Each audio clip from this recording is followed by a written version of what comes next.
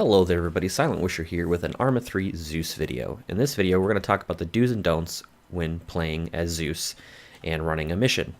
So first and foremost, the most important is to never spawn a enemy right in front of the player, or frankly anywhere in their view, because that is immersion breaking. It's not realistic. People don't just spawn.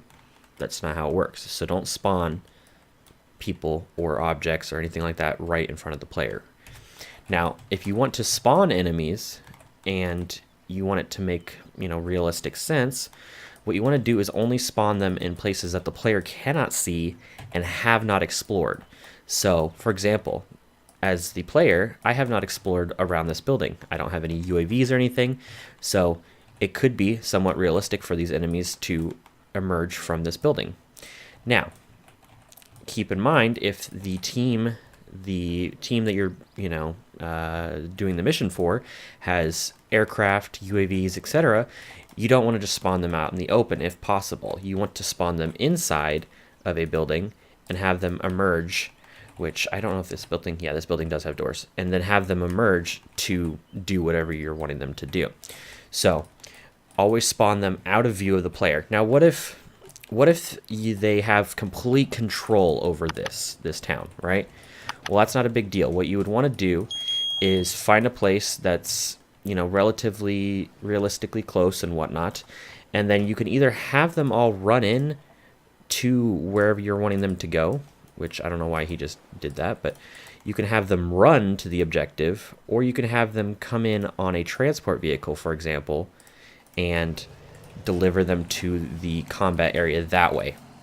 There's many ways to do this, but you want to simulate real-life combat scenarios. So just spawning them nearby isn't always the best option. Now, obviously, there are issues with AI doing silly stuff like this, but you get the point.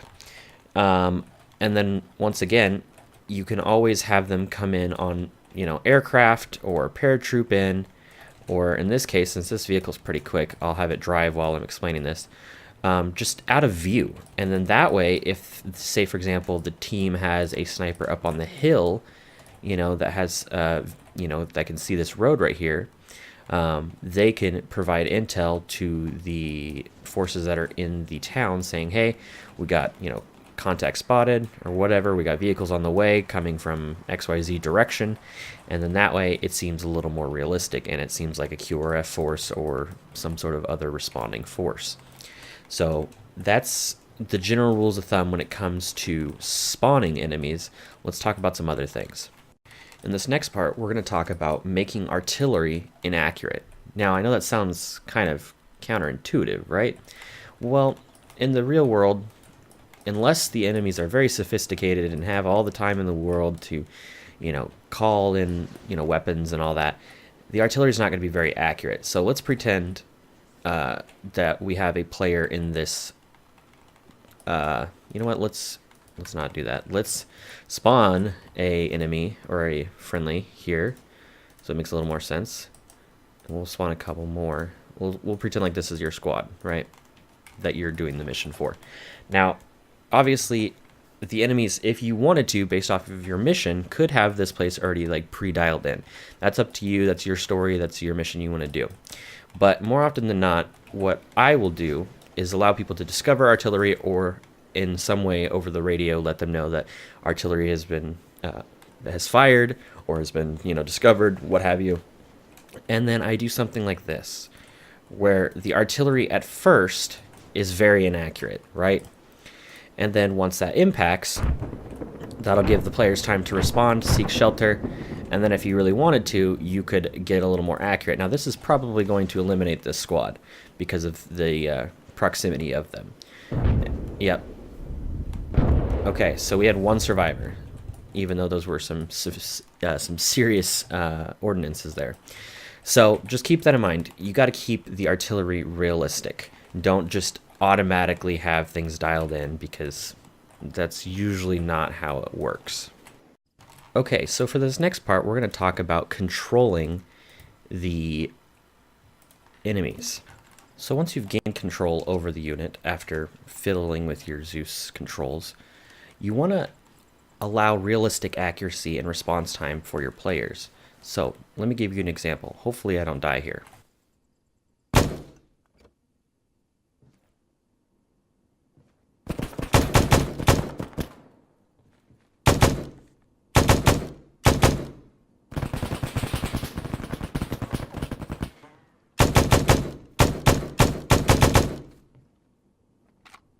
So you want to give them time to respond, because obviously in a combat scenario, not all enemies are going to be super good, and I actually just eliminated these players. But if these players were prepared for an ambush, they probably could have done a little bit better.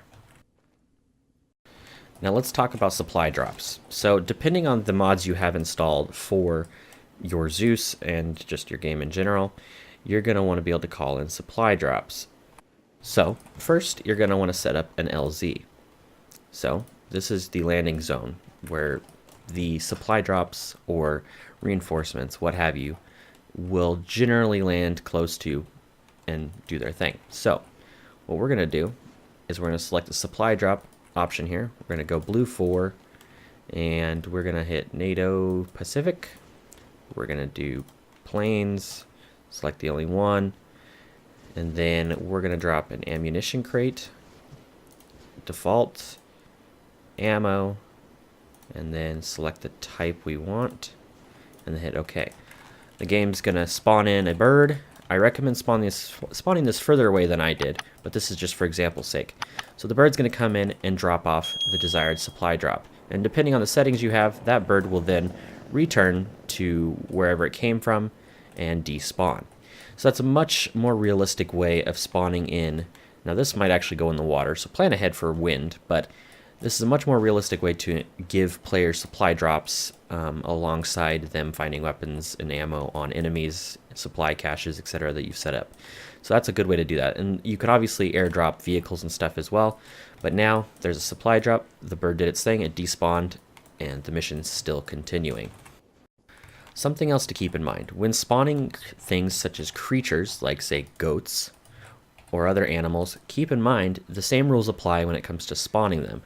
You are, as Zeus, the game master. So if things just appear like a flock of seagulls right in front of the player, that doesn't make sense. But something to keep in mind as a helpful cue, if players are doing stealth through this town and you wanted to give them some sort of a hint, like the enemy has stirred up some birds, you could do this. And the birds would fly up and they'd be like, I wonder why those birds just flew up, and that would give them a clue that there's something happening right here. So keep that in mind as well. So let's talk about realistic engagement escalation. So what I mean by that is, say you have a squad, this will be all your players that are either defending a location or they're just on their way and you want to start an encounter. So what you can do is pick the enemy of choice and start that encounter. Now, something I do want to mention is, as your combat continues, you want to keep the combat levels at a reasonable length. So let me rephrase that. You don't want these battles to go on and on and on unless, it applies to said mission for whatever reason. So I'm actually going to tell these to engage here, and they're going to do whatever they think is necessary to engage. There's only 2 of them. There's a whole bunch of them, so in theory the blue team should win here, but we'll see what happens. Now, once these start engaging, I'm going to provide reinforcements for these CSAT forces.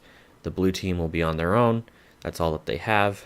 But something I want to, get across is, just because you're in combat doesn't mean every single combat engagement needs to have the enemy team with a tank or, artillery, what have you. So as you can tell, they're engaging. So it looks like blue team has lost a person. Red team's been hit twice now. So red team has just lost a player, and they have 1 left. So if I wanted to, I could always give them a car, right? I can make it a little bit within reason realistic, right? I can give them a small vehicle, and hopefully the blue team is prepared and has something that can counter that. And let's see, will it engage? And obviously you can manually engage as well, but just keep it realistic, guys. Don't necessarily spawn tanks and these huge armies all the time. You want to keep it real. Which this vehicle is probably going to be better. Yeah, this vehicle is not... Yeah, this vehicle is just going to tear them apart because they are not prepared. Arma AI at its finest. And that's another thing that I want to talk about. The AI. So the AI, regardless of difficulty, is just extremely difficult. So keep that in mind. You might want to manual control a lot of your units just to make it fair for the players. Hello there. If you enjoyed the video, don't forget to hit that subscribe button.